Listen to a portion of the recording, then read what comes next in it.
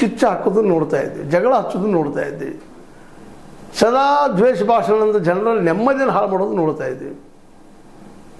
ಆದ್ರೆ ಏನು ತಕರಾರು ಇಲ್ಲ, ನಿಮ್ಗೆ ಅಧಿಕಾರ ಕೊಟ್ಟಿದ್ದಾರೆ, ಈಗ 11 ವರ್ಷದಿಂದ ಆಳ್ತಾನೆ ಇದ್ದೀರಿ, ಇನ್ನೂ ಆಳ್ರಿ, ಏನು ತಪ್ಪಿಲ್ಲ.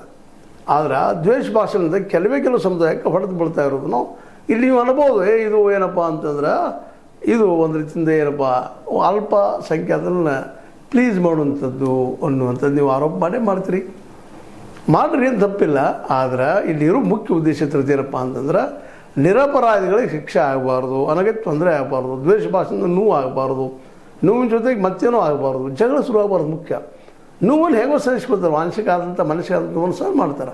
ಅದು ಶಾರೀರಿಕ ಮತ್ತೆ ಅದಕ್ಕೂ ಆಗಿದ್ದು ಆ ದ್ವೇಷ ಭಾಷೆ ಜಗಳತ್ತೆ ಏನೋ ಒಂದಿಷ್ಟು ಜನ ಆ ಭಾಗದಲ್ಲಿ ಈ ಭಾಗದಲ್ಲಿ ಸತ್ರ ಆ ಮನೆತನಗಳು ಆ ಕುಟುಂಬಗಳು ಎಷ್ಟು ತೊಂದರೆ ಅನುಭವಿಸ್ತಾವೆ ಅನ್ನೋದನ್ನು ನಾವು ಗಮನಿಸಿ ಈ ನಿರ್ಧಾರಕ್ಕೆ ಬರಬೇಕಾಗಿದೆ.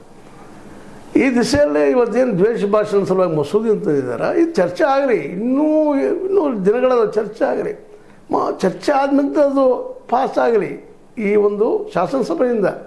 ನಂತರ ವಿಧಾನ ಪರಿಷತ್ತಲ್ಲೇ ಅದರ ನಂತರ ಮತ್ತು ರಾಜ್ಯಪಾಲರು ಇದ್ದಾರೆ.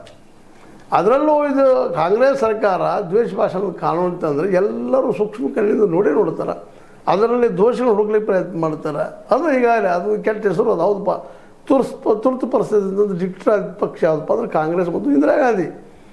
ಅದರ ಪ್ರಭಾವಿತ ಮಾಡಿದ್ದೇ ಇರ್ತದೆ. ಇವತ್ತು ಒಪ್ಪುವಂಥ ವಿಷಯ ಆದರೂ ಸಹಿತ ಸಮಯ ಹೋದಾಗ ಪ್ರಗತಿ ಆಗಬೇಕಲ್ರಿ, ಪರಿವರ್ತನೆ ಆಗಬೇಕು. ಆ ದಿಶೆಯಲ್ಲಿ ಇದನ್ನು ಚಿಂತನೆ ಮಾಡಿ ಹೊಸ ಕಾನೂನು ತರಬೇಕಾಗಿದೆ. ಮತ್ತು ಜೊತೆಗೆ